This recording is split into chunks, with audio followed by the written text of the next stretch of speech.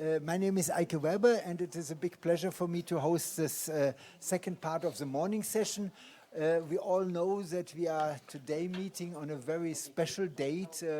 I think March 11 will forever be in the memory of concerned people, and it's very strange that March 11 is just 6 months away from September 11, but this is a coincidence when the big nuclear accident happened in Fukushima, which really changed the world in so many ways. So I think we are all aware of this anniversary, and as a matter of fact, it fits extremely well that our first talk in the second part of the morning session, we had to change the talk. The speaker could not come, and we are very happy that David Lowry from the United States jumped in and will present a talk about the topic of nuclear insecurity. So very timely for March 11. Thank you.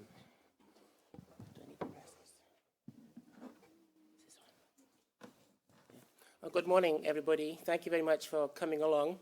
I think a few more might arrive after coffee in a short while. I'm very grateful for being invited to come along for a second time to talk to this convention. The last time I talked about nuclear proliferation, and I explained that the United Kingdom, where I come from, although I'm associated with the United States Institute, I live in London, the United Kingdom had helped the Iraqi nuclear program and the Iranian nuclear program and the North Korean nuclear program. And so we didn't have a very good influence on the way nuclear technology is being used around the world. Today, as our chair introduced, is the 5th anniversary of possibly the second worst nuclear accident ever in the history of humankind.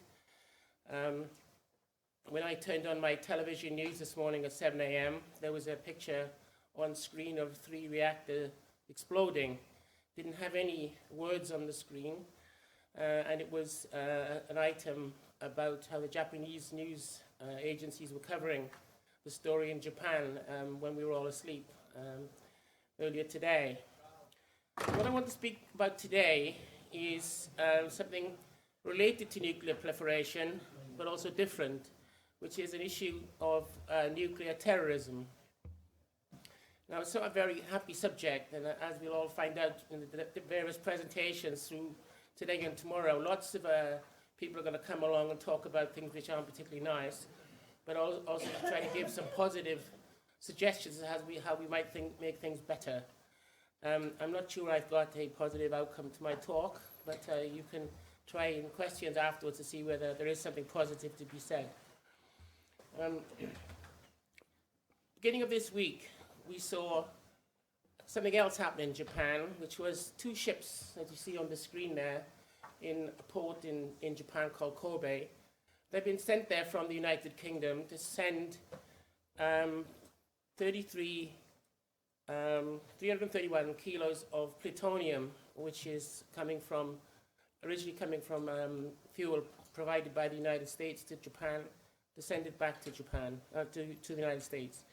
And the reason why that's happening is because 4 years ago, started a series of international meetings initiated primarily by the United States under President Obama, called the Nuclear Security Summits.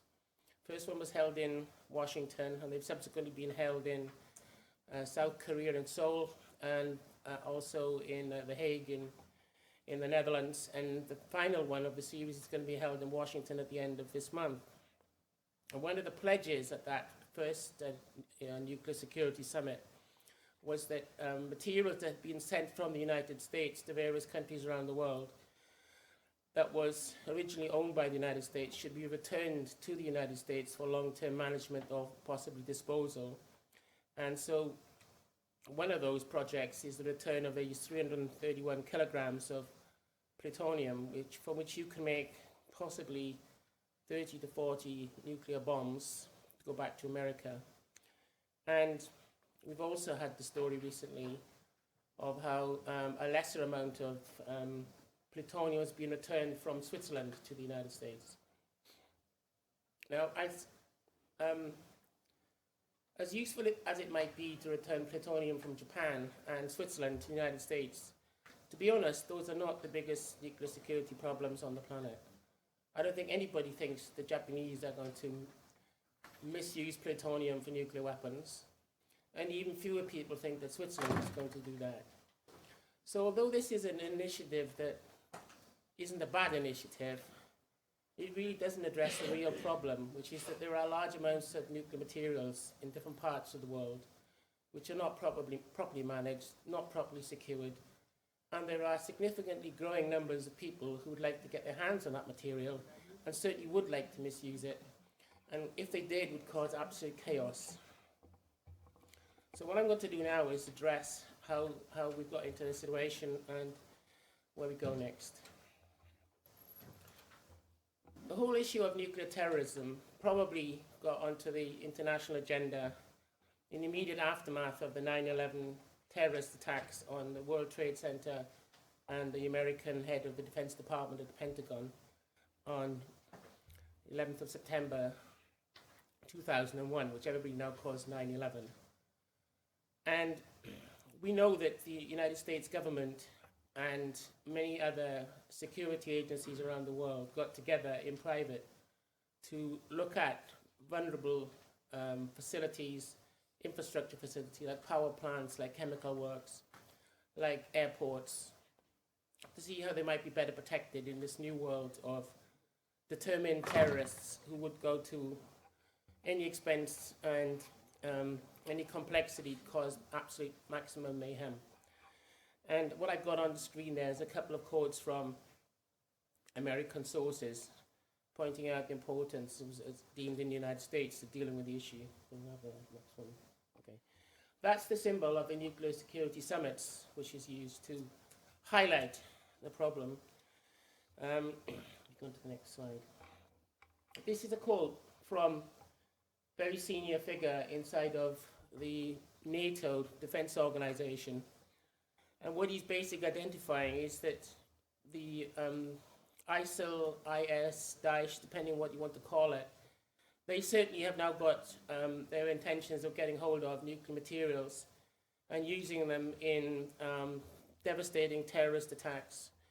And as we know, that they are determined terrorists who are quite prepared to kill themselves in the process. This is the hardest problem I think security system has to deal with, is that if terrorists are prepared to die in the cause, it's very, very hard to prohibit them doing what they want to do. If they want to get away, it's much easier. But I think suicide bombers of whatever sort, but ultimately the nuclear suicide bomber is the real problem that we have to get to grips with. Now I'm told by, go on to the next slide. I'm told by many people I talk to in the nuclear sector that their facilities are very robust. They are protected against all known potential adversaries, and that they are safe for both storing nuclear material, highly dangerous, toxic nuclear materials at nuclear sites, and they're also safe to transport them on railway lines, in trucks on the highways, and also at sea. Well, my colleague in the Institute for Resource and Security in the United States did a research for a congressional committee a few years ago. And the challenge they gave him was to write a paper about nuclear security based on only published literature.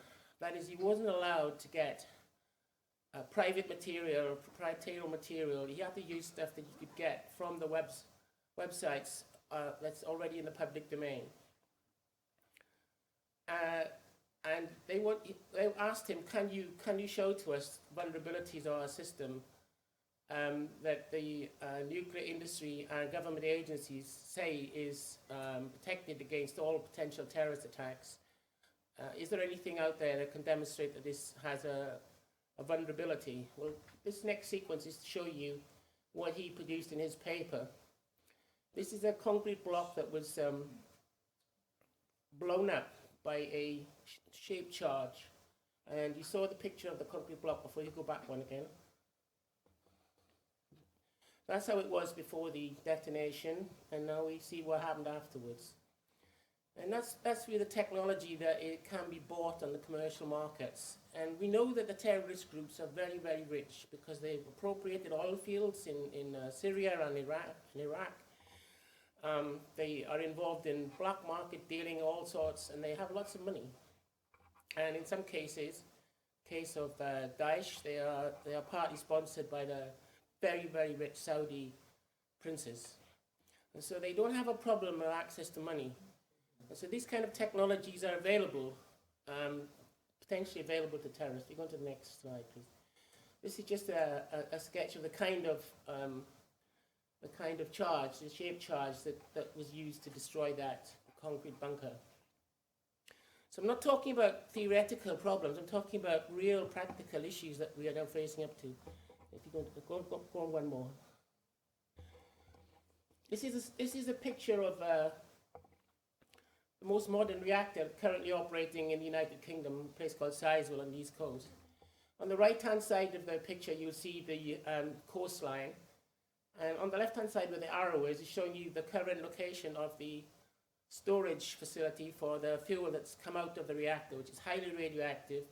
It's too dangerous to be approached by human beings without massive shielding. As you can see, it's right on the perimeter fence of the secured nuclear site. And there are just local roads running close to that facility, and with the kind of rocket technology I just shown you, if you were to mount that on a vehicle and shoot that into that building is not reinforced against that kind of technology. It's basically a large-sized cowshed. It does not have physical reinforcements. And so the point I'm making is that the nuclear industry, whilst they tell the general public that everything has been thought about and everything is in control, you can, from the public literature, demonstrate to them that this isn't the case, that they are vulnerable, and the terrorists are rich, and the terrorists are very inventive, and the terrorists are growing. And so I think it's a false reassurance to tell the public that nuclear facilities are actually protected from this kind of risk. Go on to the next. I'm going to jump that one to the next one. Just before I came away, the head of the terrorist section of the Metropolitan Police, which is the London Police Force, gave a presentation, and this is the essence of what he said. The Islamic State wants to inflict an enormous and spectacular terrorist atrocity on Britain and may have people trained to paramilitary level to carry out attacks. If you go to the next one, there's a picture of him. And that's the gentleman, a very senior British policeman who made that comment. So I'm not now talking about environmentalists, I'm not talking about Greenpeace activists, I'm talking about extremely well-versed policemen making that critical comment. And my concern is that the next big spectacular event will involve nuclear materials that have been obtained illicitly, or will involve a direct attack on a nuclear facility, the one I demonstrated to you, is possible. So I'm just going to end now by saying that I have written a very long paper. This is a very short part of a very long study. And anybody is really interested to actually lose lots of sleep and create nightmares for themselves and ask me for a copy and read the whole paper. I've only given you a snapshot of what the problems are, but I've given you that most visually interesting ones. And I just make a plea to our nuclear security authorities and our nuclear companies and our politicians that when they talk about nuclear security, they should actually add the word IN before and call it nuclear insecurity. And go to the last slide. I wonder after that. That's one. Yeah. Go on. One more. Forward. Yes, forward. I don't know how many of you know the story of Pinocchio. Pinocchio was the boy who kept on telling untruths, and as he told more and more untruths, his nose grew longer. That's a cartoon from a French magazine with 4 French companies hanging on the end of his nose. But that could be any companies in the world, any governments in the world, any nuclear security authorities in the world. But they have to learn not to be like Pinocchio. They have to learn to tell us the truth. Now they need to start dealing with this as a real problem. Thank you very much. Thank you so much, David. I think doesn't make us feel more secure. We should have time for a few questions.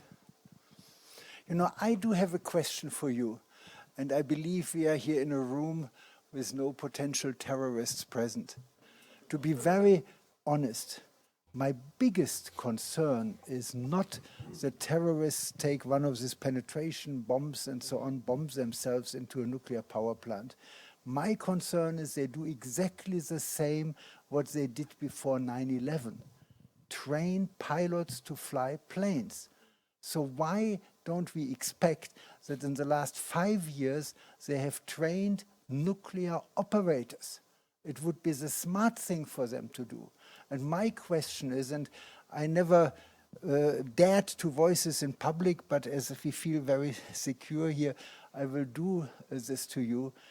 Are there provisions to have nuclear power plants remote controlled for the case that inside the nuclear power plant, the crew itself, maybe 2 of them are terrorists, they kill the other ones, take over, block all the emergency measures, completely destroy any way to keep it under control, and then blow themselves up together with the nuclear power plants? Have these been played through in these internal studies? Because I think this is the most dangerous thing, that the operators themselves are ill-willed and want to do the maximum damage. Okay, that's a very good question, and one of the issues I didn't address, but is in my long and frightening paper, is that very issue of when you have an insider, a sleeper, if you like, someone who's been trained technically, but who's been turned in terms of their personal life to believe that they could do greater good by blowing up the plant than operating it. Yeah. All nuclear operators should have a system of what we call vetting, where their background is checked before they get the job, and they should be vetting continuously whilst they're on the job. The vulnerabilities aren't so much the operators, I think, are in situations where you have, for instance, in Britain, we have the Sizewell plant. You have the first plant called Sizewell A is in the process of being decommissioned, closed down. Sizewell B currently is operating, and then I want to build a Sizewell C plant. So you would have a situation there where one plant is being dismantled, so the site is being entered all the time by dismantling companies with construction workers taking the plant apart. Another group of people arriving and coming from the plant are the plant operators for Sizewell B, and the third lot of people entering the same site will be the construction workers for the new plant. Now that is an absolute nightmare for people who want to vet the workforces, because although you can vet a small number of operators carefully over time, imagine you've got 20, 30, 40 different construction suppliers arriving and leaving the same plant for doing different tasks for 3 different facilities all the time over a period of 10 years. I mean, that is a real nightmare scenario for the vetters. But I wouldn't set aside your concern about the planes. Let me give you 2 examples. In Britain, we have an air exclusion zone, and they have similar exclusion zones around nuclear facilities in other countries, which means that within 2 miles vertically and 2 miles around the perimeter of the plant, commercial aircraft are not allowed to fly, or even private aircraft are not allowed to fly. Now, it's very hard to police this, as you can imagine. How do you stop them going into the airspace? Well, airspace is pretty tightly controlled in Britain. And so if anything was approaching in a malevolent way, then that would be pretty quickly noticed. That wouldn't stop the determined terrorists who actually want to take over an aircraft. And we had an incident at Heathrow Airport, our main national airport, just a few days ago, when someone got into the cockpit of an aircraft, and the aircraft was in the repair area of the airport, but with direct access to the runways, because obviously they'd landed the plane at the airport and driven it to the repair shop. This guy then locked himself into the cockpit, because we have now got all the cockpits locked to stop people getting into it. Well, he got into the cockpit and then locked it, so they couldn't get to him. And he could have, in theory, if the plane was fueled, driven that plane onto the runway and taken off.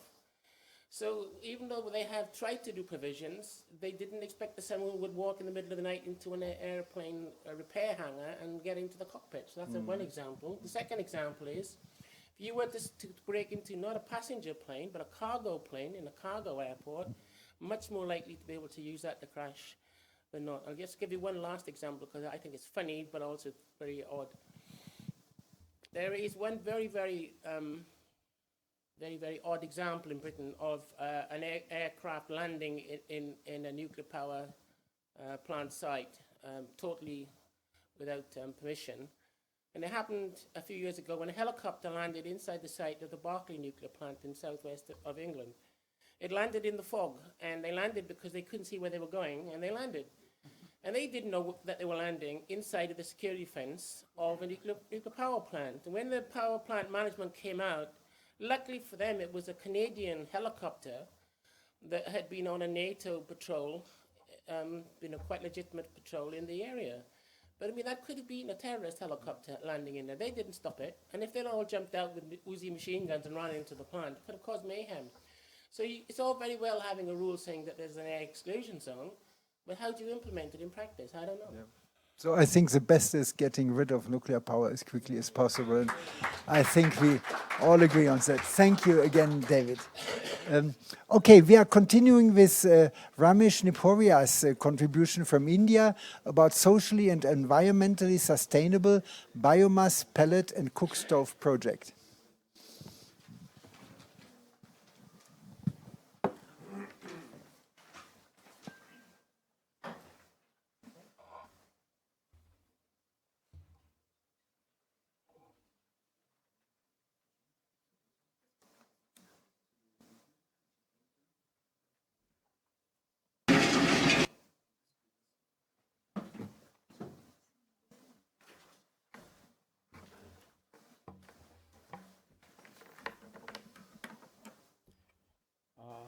Okay, now we are coming to nature after this nuclear and threats and all. So we are at Nishan Bioenergy, a small company which gives energy solution made from biomass for the cooking at the commercial kitchens. And we sell all these things as a package to the developing world, to small enterprises where they can set up these small units. So now after this Paris COP21, so everybody is agreed to go for carbon neutral. So we are seeing that there is another side, problems in the developing world they are using for the cooking LPG, wood, charcoal and diesel, and these prices are also going up with the international crude oil pricing going up and down. Another problem is unemployment, the global warming, which is linked with all these fuels. And we see the opportunity on this front because this cooking can be done with the biomass if we process the biomass into a very and standardized fuel, like fuel pellets.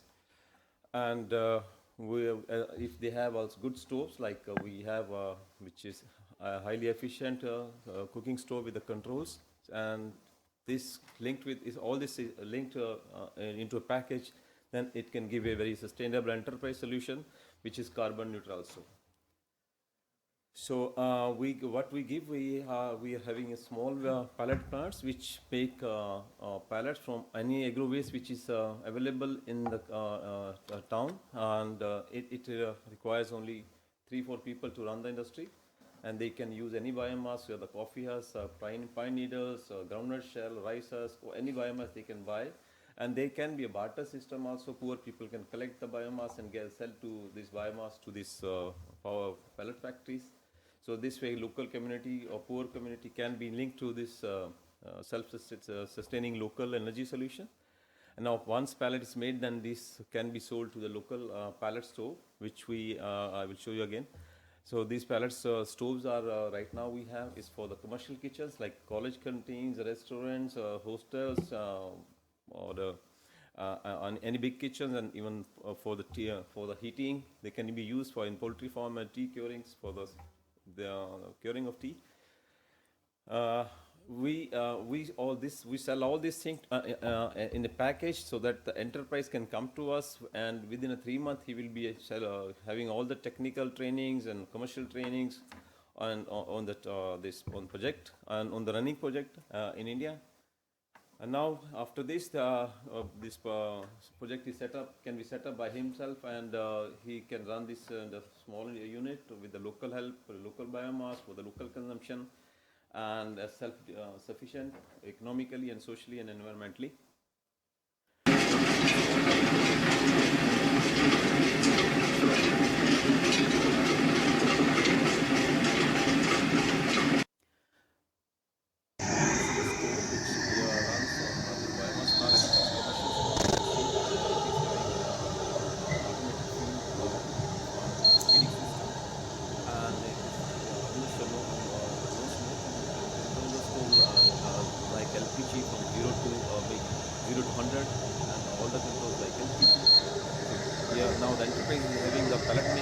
stove. Now you can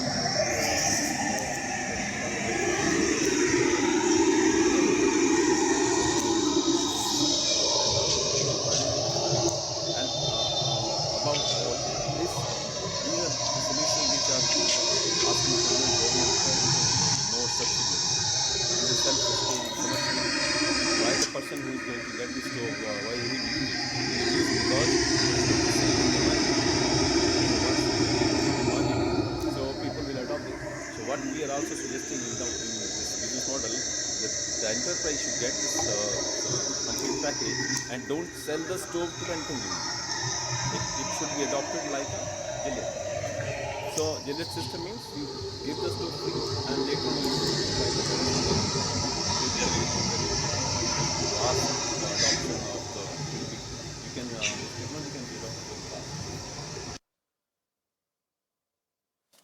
So from our side, we are very long year into this industry. We have made India first stove of biomass, processed biomass. Since then, we have sold more than 3,500 cook stoves, and now we have already sent one plant to Nepal, thanks to this convention, which the person whom I met came in this convention only. So it was a great to meet this. Yeah. And because these are the carbon neutral solutions, so there can be linked with the small companies where they can buy the carbon credit from the developing world. So there's many things which students here can do also. They can make a company here as a startup and make project for any one country and tie this package with the local small companies or big companies and get this some investment for the developing world, like in Africa, which are basically they have no know-hows how to get this carbon fundings, and also it will be a help for them as a capital investment to take this technology to Africa. So this is our team. We are a small team, and we have small workshop where we make all these things in India. And for the setting up this plant, you need only 1,500 or 2,000 square feet covered area, shed type, and open area for the raw materials, electric connections. Most of the information which I am saying here are available in my catalog, which I place near the outside. And all the economics of the project is also there, what the cost of the project and how it can scale up from the 20 stove, 20, 30, 50 stoves. So this project can supply pellet to 150 stoves. And also this project can be linked with the poor peoples. They are very good pellet stoves, which are for household.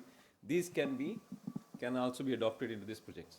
If economies allow, then people can go for household stoves. But commercial stoves are good. There is no need of any things. Thank you.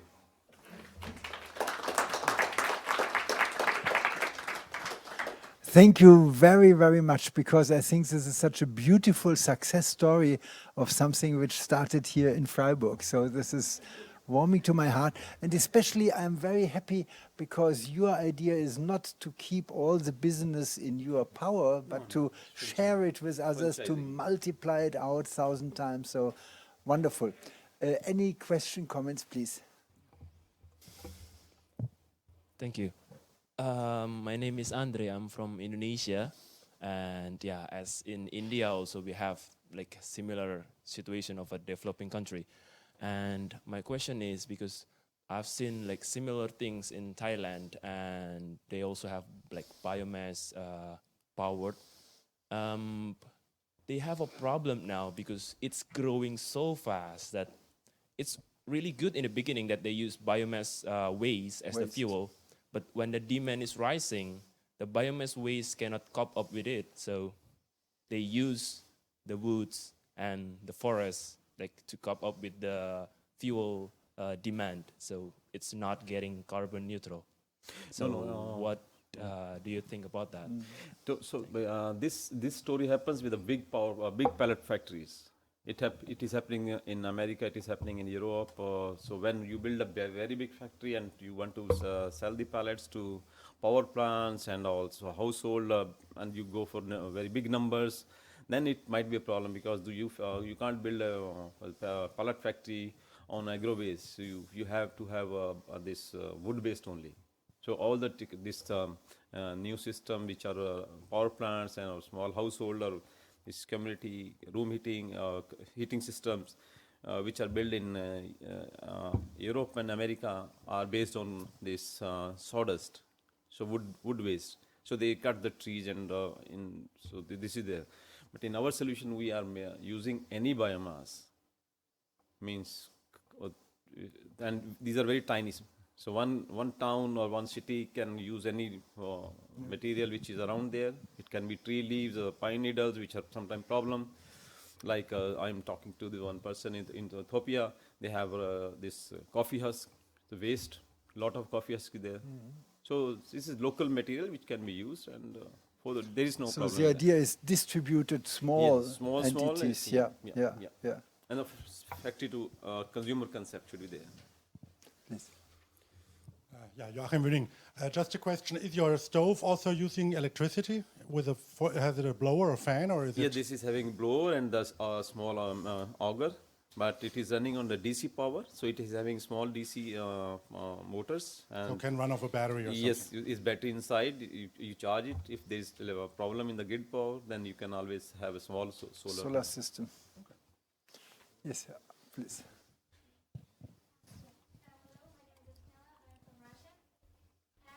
One short second, because we are recording. Please repeat your question. My name is Estella. I'm from Russia.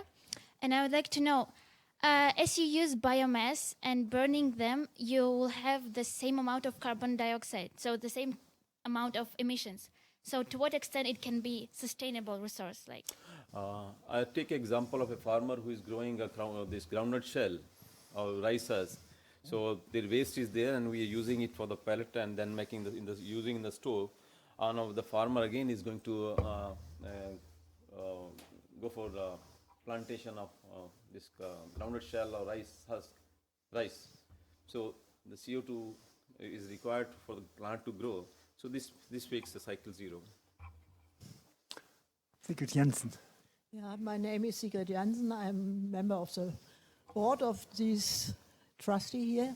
And I want to put some remarks to this, because we have always, if we use biomass, then of course very soon we have the conflict between nature and usage by human beings if we have not enough waste. But why we do not think about solar powered oven?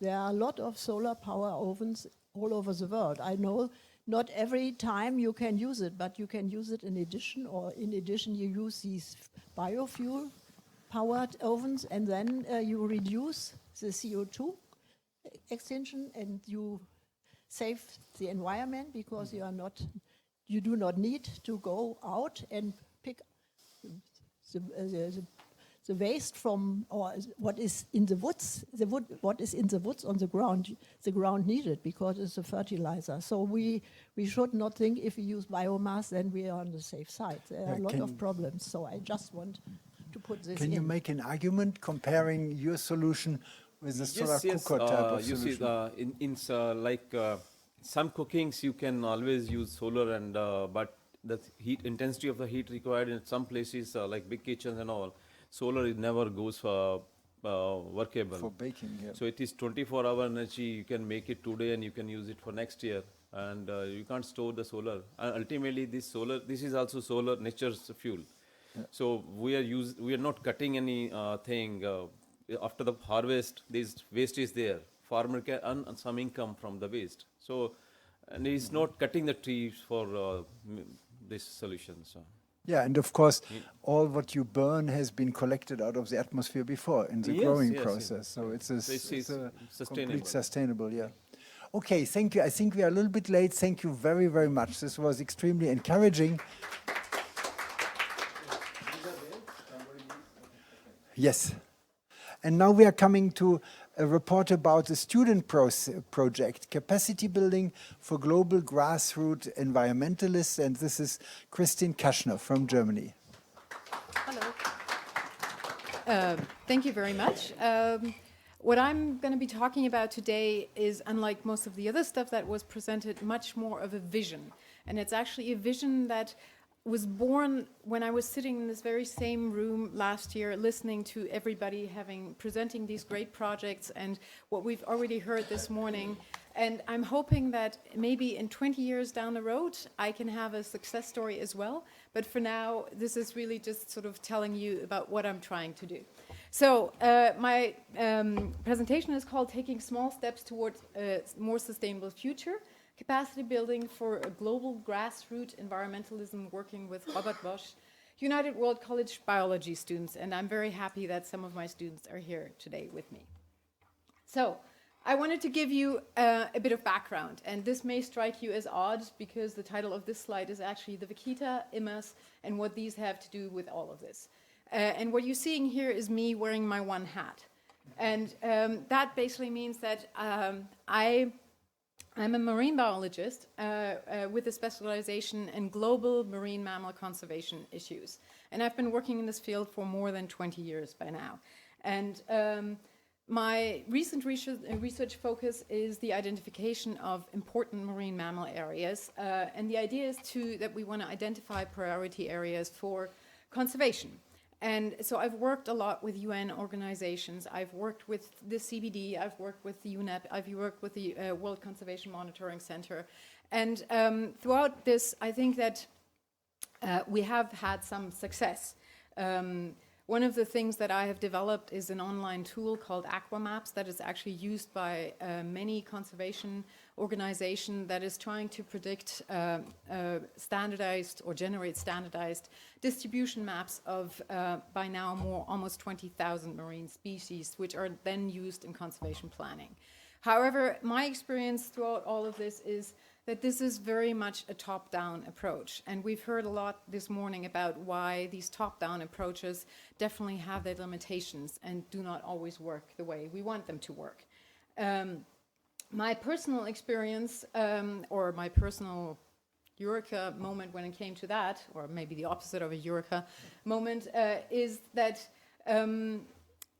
even though we're doing all these great things on a international level, I'm finding personally, and not only me personally, that there is limits to how much we can achieve using this approach.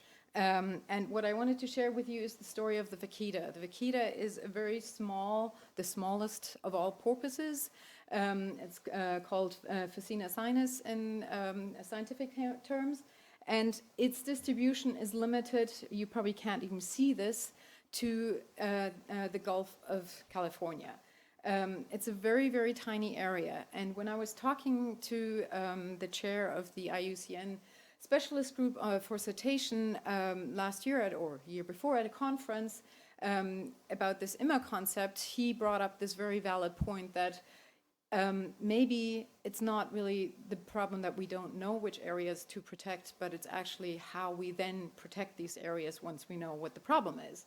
And his example was the Vaquita, and this is a species that is really facing extinction. We're in the last 10 years, as you can see on that, well, probably can't see very well on that graph, this shows the population curve of the Vaquita. We're now down to almost 80 animals or less. And that we know exactly where the species occurs. We pretty much could name individuals if we were able to see them as frequently. And we also know the cause. The cause is bycatch.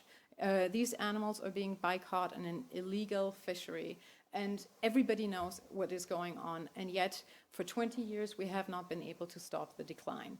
And the question for me was why? So why are we not able to stop this decline? We're just reaching a point where maybe we're seeing some success, but part of the problem in my mind is that we haven't been able to successfully engage the local stakeholders in this. We haven't been able to come up with alternative solutions for the fishermen that actually depend with their livelihoods on this fishery. And for them, if it's the choice between feeding their family or actually saving the Vaquita, if it was me, I probably know I would make the same certain choice. So unless we can actually find ways to somehow engage local communities and provide alternatives, I think we will fail in very many conservation challenges, as Ravi pointed out and others have said before. So this brings me to my other hat. as most of you know, or probably aware of, a couple of years ago, something called a United World College opened here in Freiburg. And I'm very fortunate that my other hat is that since early 2015, I've been working there in part-time as a biology teacher. And the reason why I took on this job was really that I thought maybe by working with all these young people, I could help to teach them how to make a difference. In similar ways that I've seen, all of you present your little projects to, or maybe even large projects to make a difference. So we have 208 students from more than 80 nations, and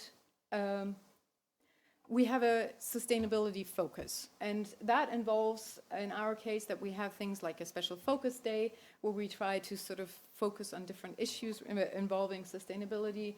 We have what's called a Group 4 project, which is all the sciences getting together and doing some interdisciplinary projects. And this year we focused on renewable energies, so students actually got to build a little solar panel or a hydropower plant and so on. And then we have a number of college services that sort of try to actually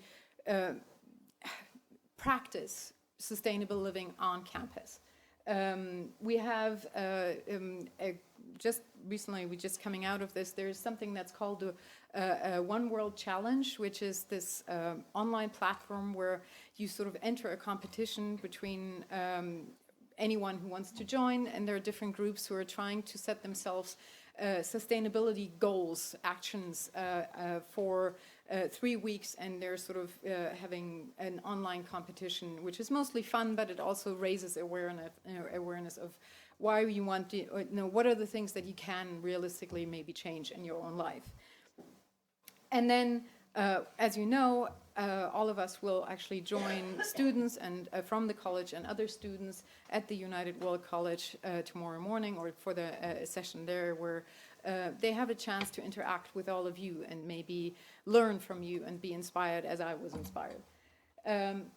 So at the very bottom of this is what I've been calling my BioHL pet project. And this is very much work in progress.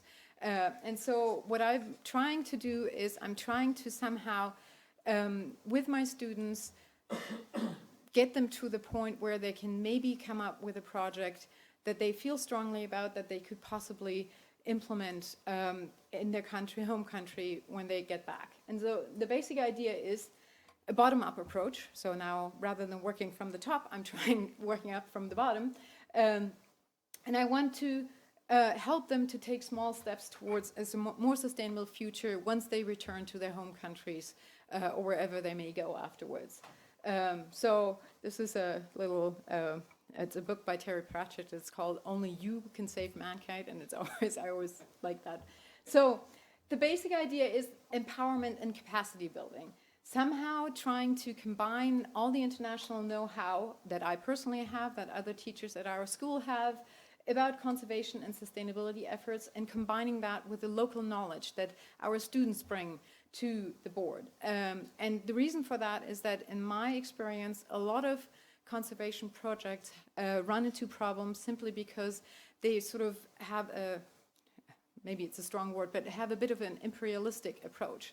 So it's people from the Western world primarily coming in and saying, okay, we found a solution for your problem and this is how we're doing it. And in my experience, that doesn't work very well. And so I would hope that, by actually having the students exposed to all these ideas about sustainability and things that you can change here at the school, and bringing that together with what they know of why people may act the way they act in their home countries, may actually help us to sort of set up a process towards change. So this is the basic idea. And so the task that I gave them was I wanted them to identify an environmental issue where an individual or a small group can realistically make a difference. And the reason why I put a focus on individuals or small groups was that when I initially sort of did a bit of a brainstorming session, a lot of the ideas that came back was that students identified environmental problems, and then the immediate reaction was, well, we need more laws. The government needs to do something, or the companies need to change something. And And I was trying to say, no, you know, like try to think of a problem that you can personally actually make a difference, you know. You're not going to change the law within the foreseeable future, but you can actually make a difference. And then to maybe work on developing a plan of action of how you could actually implement a potential solution. So the first step was a brainstorming session about global environmental issues. And then I wanted them to pick one that they really cared about and to do a bit more in-depth research of what the actual background into this. So what are the potential specific causes? What has been tried by others? Did it work? And if it did work, why did it work? What are the specific local circumstances that may contribute to the problem? Can we turn this around to actually help us to come up with a solution? And then the third step would be the development of a locally applicable, realistic solution. And then hopefully following on that, the developing of a specific plan of action. And by that I meant that I wanted them to start thinking about who are the main players? Like, who do we actually need to get on board? What are the challenges that we can anticipate, and what could we do to overcome them? And what are the specific steps of what we need to do to actually implement whatever solution we came up with? And then the fifth step, maybe eventually, hopefully, some kind of implementation. So an example, and this is my biology block E class that came up with this. One example was that a project that was sort of identified was trying to improve recycling rates of plastic garbage in Trinidad and Tobago, where one of my students comes from. And so during the second step, the problem that was identified was that environmental pollution through garbage and waste in Trinidad and Tobago are a huge issue, and it's mainly plastic and paper, and effects of pollution and air. The effects are that the air and water is polluted, and this affects both humans and other organisms. And the causes is that mainly that this is not really actually recognized as a problem. It's not something that people are aware of or have any kind of specific sensitivity to. There is a lack of infrastructure. There is possibly some environmental corruption that contributes to this. And there's actually not a sort of a culture of reuse, recycle. But it's most likely not actually a financial issue because the country is one of the richest in the area. There are some existing successful initiatives that the students identified. One was Plastic Keep. And so the proposal that they came up with, and this is sort of the stage where we were at, is that they could maybe sort of set up a recycling competition in local high schools in Trinidad using a similar kind of approach as the One World Challenge. So at the same time, educating young people, but also creating incentives, you know, in a sort of very social media, modern kind of way that would engage young people and at the same time make them aware of what the problem could be. So the next step would be then the development of rules and framework and research into the necessary tools and skills that you need to actually implement something like this. And this is kind of where we're at the moment, so I don't have much more to share with you at the moment. But I'm hoping that this eventually will actually lead into a plan of action. So I would like to thank you very much, and specifically my students who have actually been very keen to get engaged in this.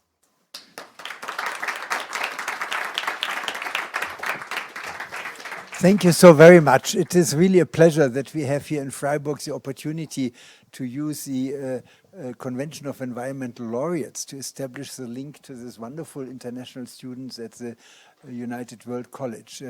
Are there any questions? Please, David. Thank you very much, Kristin, for your presentation. You mentioned that you wanted to do it as a bottom-up exercise with your students.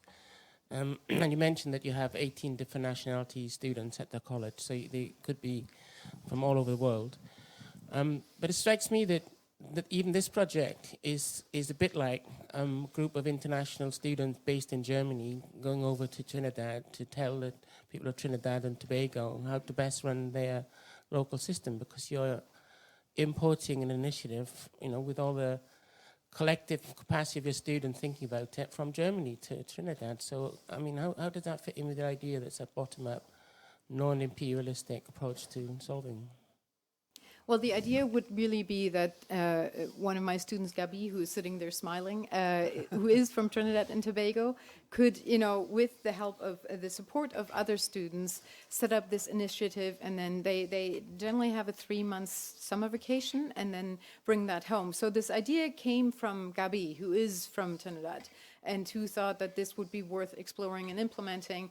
And I'm thinking that, her inspiration probably came in part from what she learned here at the school. I mean, she was probably very aware of the issues before, but, so the idea is really to allow students to use whatever they learn here and translate it to their specific situation and see whether or not they can make it fit and they can come up with solutions. So I think it still is then bottom up, in that sense. Your turn. Hello, I'm Caroline from Switzerland. Mm-hmm. And my question is not easy. I'm sorry for that. Okay. What about the fishing? Because you just mentioned it at the... Yeah, we just saw a picture and then no ideas about how to react to this problem. You mean the problem in California, yeah. Oh, okay. Oh, sorry. There's no. Well, I could spend a whole 2 hours talking about this. But You would love to, right? Yes, and I would love to, but I think this is probably something that I can tell you what is being done there at the moment. And we do have some Mexican students who might be, thinking about that or might want to be involved at some point. But it's really a whole. So sorry, this is sort of separate talk. Okay, so I'll talk to you about it. But what you are saying is there is something going on. Yeah, no, they've actually managed there was a change of government in Mexico, and luckily the Mexican president this time around was actually really keen. And what they've just, I was at a conference in San Francisco before Christmas, and they presented their sort of intermediate success story, where they now have the Mexican Navy who is actually enforcing the ban in the Vaquita main habitat. And you can really see that it's taking an effect, or having an effect. And at the same time, they're trying to develop alternative gear types for the fishermen to use. And there's a sort of 2-year project looking into that. And if we're lucky, I mean, there's been a lot of research into alternative fishing gears, and it's really, really hard to find something that will still catch fish and not catch marine mammals. So it's not, there are no easy solutions. But right now, we have a sort of small breathing space. Maybe stop fishing, but I don't know. Oh, yeah, but it's an illegal fishery, and it's apparently not working. Oh, yes, please. Just one question to this Baja California. You have spent time there, right? There's south of Los Angeles on the border of Mexico. It's in the Gulf of Mexico, actually. Yeah, so it's actually part of the government of Mexico. It's not part of San Diego. No. It's a direct neighbor of San Diego Harbor. No, it's the Bay of California, which is... It's not Baja. San Diego. It's actually it's sort more of than Baja. It's the Gulf of The California, inside, which is the that inside. small inside. So relevant is the government of Mexico. It's just Mexico. Yeah. And what is the point that 90% of the fishing is gone now? No, the Navy is actually enforcing. There's a core habitat that has been identified for probably 10 years. And they showed the radar pictures from 3 years ago, and they showed that essentially all the fishing vessels didn't give a damn. So everyone was fishing in that reserve area, even though it was a reserve. It's protected. And now the Navy is actually enforcing that protective area, and that's what's making the difference. Okay, but now let's hear from your voice from Trinidad. I just wanted to add to what Kristin said before. That as a class, my biology class, we did meet and we discussed for a while, and we did research, and also as a class we tried to get as much information that I knew and what we got on the internet as well, to kind of start at the bottom. And I think even though I'm just one citizen, I think there's a sense of a bridge, which is much better than just having two separate groups working. And on top of that, I also have spoken to people back home and have the opportunity to speak to more people and find out the general opinions and general what is going on. Because I think even though we learn about it, even though it's not seen as a problem in the eyes of the citizens, it is a problem which we need to fix. And I think if, as a group, it's still better for us with this bridge now to start going and to see how we can fix this. Because if it's left to people alone who do not see it as a problem, then it won't get anywhere. And I think it's a much better way to start now with having this group start than to start within a community where it's not going to be seen as a problem. No, very well. And actually, it's a huge global problem. The plastic waste contamination, or even of the seas, you know. Plastic waste breaks down into small particles, and these small particles end up anywhere in our food chain. It's very, very concerning. So it's great, this initiative. So let us thank you again. This was a very interesting contribution. Now it's a special pleasure to call for Marilyn Mehlmann from Sweden, winner of the Rachel Carson Prize. And actually, she has a very challenging title of her talk, Lifestyle, Happiness, and the United Nations Strategic Development Goals. Marilyn, great to have you with us. Thank you. Well, who can resist talking about happiness? It's,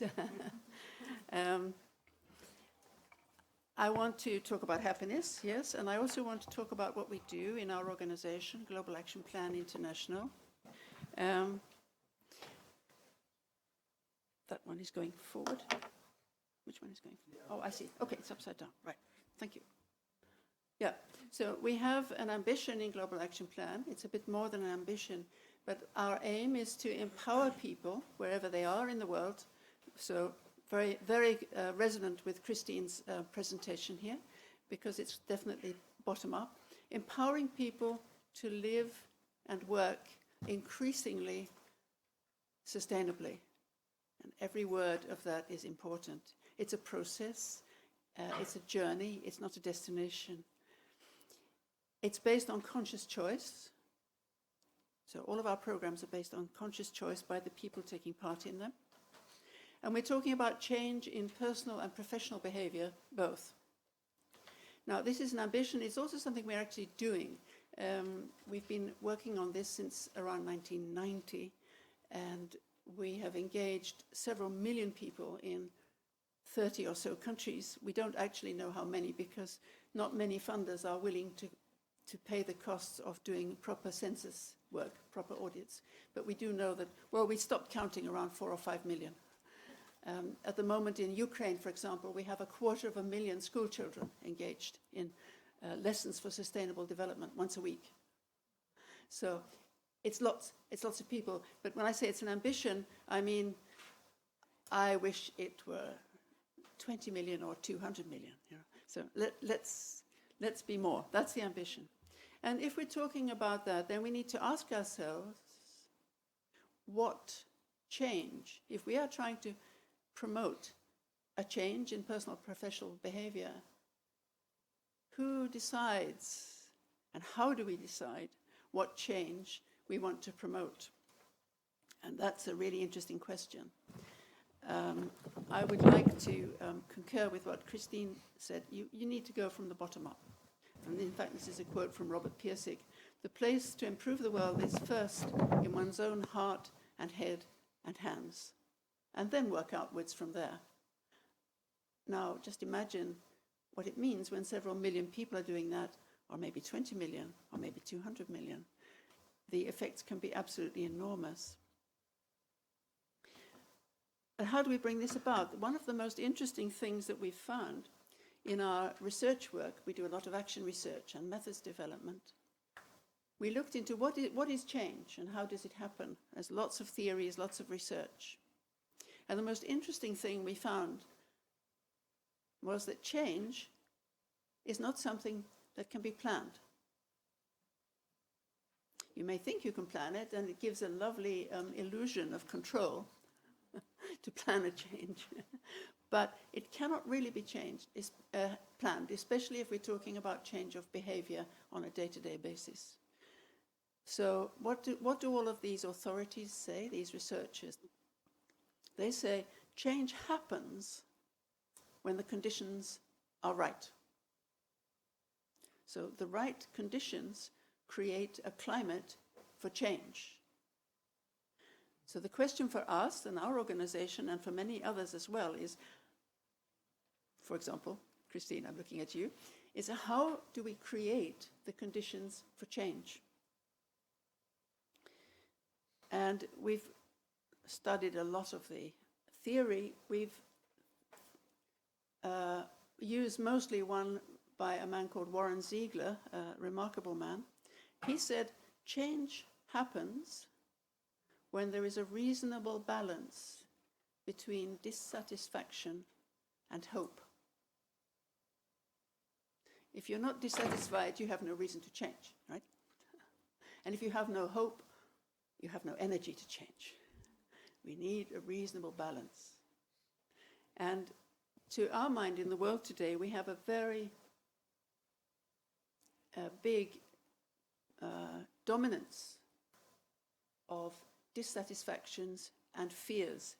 In other words, a fear is that there's about a future dissatisfaction or risk. And we heard the first presentation today was about risks. It's very fear-based and absolutely right. Those fears are justified, of course. So, but if we live in a fear-dominated society, how are we going to get the change we need? According to this theory, we need to increase the sources of hope. Yes? Makes sense? So where do we find these sources of hope? These are just some examples, but one of them, which I find very interesting, is the United Nations Sustainable Development Goals. 17 of them, of which 10 relate directly to human well-being. The interesting thing about the SDGs is they're for everybody. It's probably the first time since the Universal Declaration of Human Rights that the world community has agreed on a set of guidelines that applies to everybody. If you look at the Millennium Development Goals, which the SDGs are replacing, they were basically for the poor countries to implement and the rich countries to fund. It wasn't on us in the rich countries to change our ways, except to pay some more money. And of course that didn't work very well either. But here, everybody is expected to do something, to change, and in a positive direction, a direction that's positive for human beings. Another source of hope is the GNH. Who's heard of gross national happiness? Has anybody heard of it? Yes? Yes, some people have heard of it. Gross national happiness. A development from the Kingdom of Bhutan. In fact, the invention of the fourth king, the fourth dragon king, so-called, sometimes called hope for a troubled world.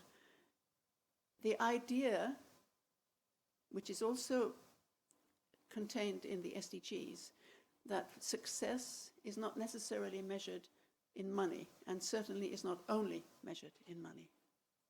Money is useful, but it's a tool, it's not an aim. So the GNH, the gross national happiness, is a measure and a set of 9 domains. There are 17 SDGs and 9 domains of happiness that maybe we can use to reframe how we think about the future we want and to also give ourselves hope. I was privileged to be in Bhutan last year for the celebration of the fourth Dragon King's 60th birthday, which was quite something, and met so many fantastic and amazing people who are working with happiness around the world. And there are movements starting in many countries now, also in Europe, to examine this. How do we implement, not only introduce and measure, but also implement the idea of happiness in our concept of what it means to be a successful nation or indeed municipality or whatever. So maybe the SDGs and the GNH together are a path to happiness and success in the best sense of the word. It's not given, even if we manage to align ourselves behind these two sets of amazing goals. It's not given that we will succeed. There is a risk of sub-optimization, as always. I've seen already that certain quarters are saying, okay, this bit applies to business. It's about doing well by doing good. In other words, making bigger profits by being more sustainable, and we'll do that. And we'll forget all the rest. And sub-optimization has always been a problem for human beings because the transition, the transformation of society that we need at the moment is beyond these silos that we build for ourselves. They're about interconnectedness. I was encouraged, I've just come from Vienna, where I was speaking on World International Women's Day at UNIDO, the United Nations Industrial Development Organization. And the general director stood up and said, we have just taken a policy of 50-50 by 2030. So going for gender equality by 2030. He said, okay, we might not make it in all spheres by 2030, but that's where we're heading. I found that very interesting, yeah. And be a mosquito, you know, somebody said, don't give up, just keep buzzing, just keep little pinpricks, you know. Somebody said, if you think you're too small to make a difference, try sharing a bedroom with a mosquito. So be a mosquito. Martin Luther King said that we need to do this. He said, we must all live together as brothers, or we will all perish together as fools. And so that's both the disappointment and the hope. The disappointment or the fear is we will perish together, but the hope is that we can live together as brothers. So how do we make it happen? How do we make it happen? Well, change starts with each of us. We stop wasting our resources, and that includes our human resources. I was talking to somebody in the coffee break about guilt. If you go around feeling guilty about all the stuff you're not doing for sustainability and the world, you're wasting your energy. Guilt is a tremendous energy drain. Yeah? Don't feel guilty. Just do what you can and feel good about that. And then do a bit more tomorrow. We include the other.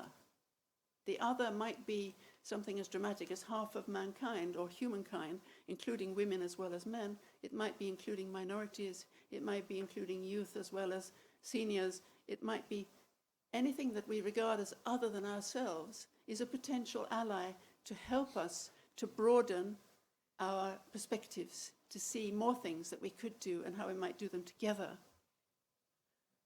We balance participation with results. We want everybody to participate and we want to get results. Yeah? And we explore radical collaboration, and that is something we are really, really interested in our organization. I like that you mentioned the One World Challenge, Kristin, because that's from one of our member organizations in Switzerland. And it came out of Zurich Technical University, yes. So we are exploring radical collaboration, and we'd love to collaborate with everybody. We've also written a book about how to do all of this. It's called ESD Dialogues, Education for Sustainable Development. How do you do it? How do you build programs that actually lead to behavior change? We have a couple of copies with us in case somebody would like to look at it. So that's where we are, and we're inviting everybody who'd like to join us to join us. This is a wonderful forum in which to present things. I made some wonderful contacts here previously. I look forward to more this time. Thank you very much.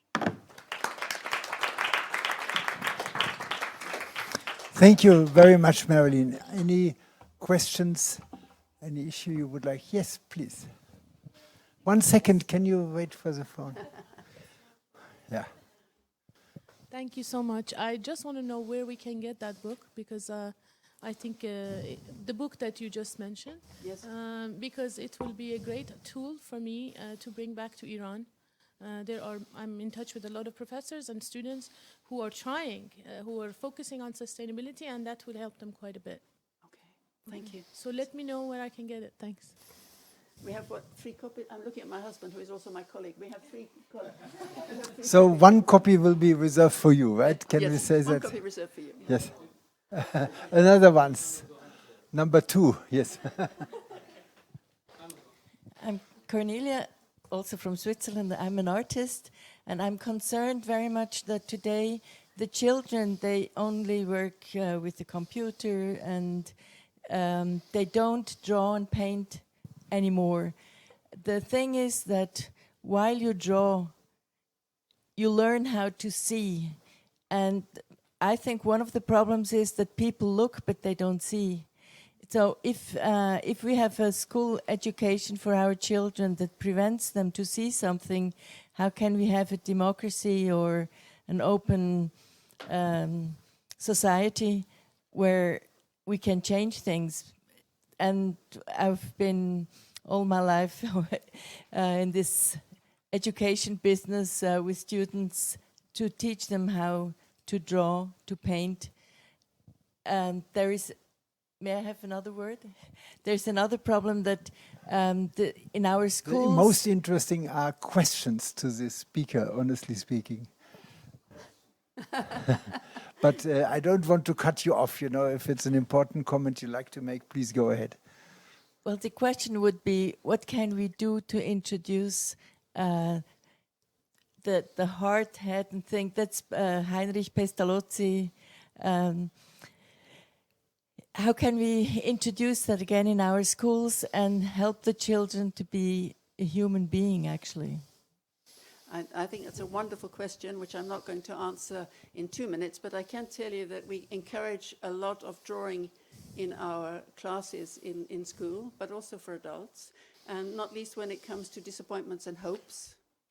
But we also have a special program where we teach children and teachers and youth leaders how to draw comics and how to create heroic stories about the journey towards a more sustainable society. And the children draw comics. We even have a special website for this. The book is available free in 6 languages, just for downloading. And I agree with you, absolutely. Good. Yes, maybe ladies first. You, yeah.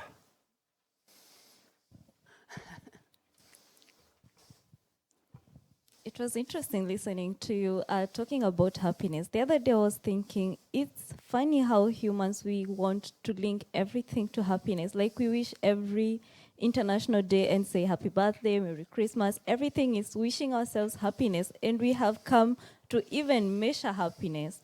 But it was interesting to think about happiness and the SDGs. Humans, we have developed very different values, and we define our lifestyles and our lives based on these values. Maybe I'll just would like to hear you speak more on putting happiness in the center stage for the SDGs and how this can help to achieve the SDGs, given like humans who have become too difficult to even understand ourselves. Please contact me, because we are actually setting up a working group to do that. We are just looking at different definitions of well-being, human well-being, which I would actually prefer to the word happiness. And there are many different measurements, and we are just looking at them to compare them, and then we will see how we can integrate them into the SDGs. So it's just a work we are just starting now. So if you'd like to be part of it. It's a good moment, yeah, to work. I think first was you, yes. Okay. I got a very simple question. Is your book in German or in English? It's in English and Russian. I'm sorry, not in German yet. What's the name or the title of the book in English? ESD Dialogues. ESD Dialogues. ESD, Education for Sustainable Development. And Dialogues, because it was written as a dialogue between myself and one of our Ukrainian partners, who is a professor of pedagogical science. Okay. So we wrote it partly as a conversation between us. What about having a shortcut information, a flyer or anything? We wanted to have a poster, but we were told there was no room for posters. Okay. Okay. Thank you very much. All right. So last question. Yes, I want to go back to an assertion that you made when you started to talk about global action plans. And you said, as far as I noted down, that change cannot be planned. And I just wonder whether you can sustain that argument if you look at human history. I mean, I've, some knowledge of various revolutionary movements in different parts of the world. Think about the Russian Revolution, for instance, or the revolution in Cuba, several revolutions in South America for independence. And I think all the people who were actively engaged in this would say that they did plan those. They actually recognized that there was something wrong. Yeah. They worked out what the power struggle was, and they worked the plan out for it, and they changed that. So I agree that they did activate the conditions, to change the conditions to get the population on their side and make sure they had a populist backing for what they were doing. But they certainly planned that. So I don't think you can really sustain an argument by saying that change can't be planned. Change can be planned, and you want to make sure the conditions are right for it. So I'm sure we could spend a lot of time talking about this. I like to remind myself occasionally of the meaning of the word revolution. It means to walk around in a circle and come back to exactly the same spot that you started from. And if we look at the Russian Revolution, I mean, with all respect to Russia, where I love working, what did the Russian Revolution do? It walked around in a circle and came back with a new Tsar royal family, except that it wasn't called the Tsar and it wasn't called the royal family. And it took 100 years. It took a while. No, I'm being a little bit flippant.